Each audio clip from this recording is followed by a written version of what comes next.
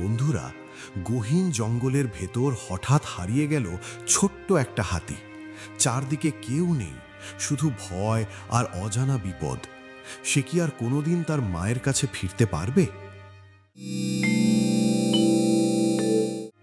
গল্পটা শুরু অলি নামের এক মিষ্টি ছোট্ট হাতির। অলির বয়স তখন খুব কম।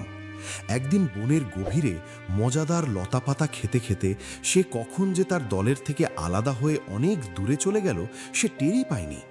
হঠাৎ সে দেখল চারপাশটা কেমন যেন নিস্তব্ধ। অলির ছোট্ট বুকটা ভয়ে কেঁপে উঠল।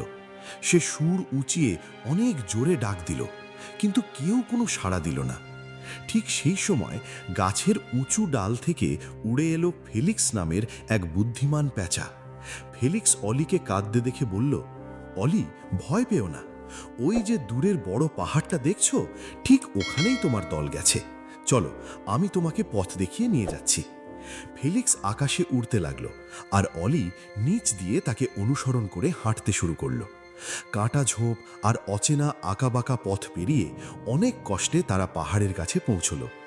দূর থেকে মায়ের চেনা ডাক শুনে অলির চোখে আনন্দের জল চলে এলো। দৌড়ে গিয়ে সে তার মায়ের সাথে মিলে গেল।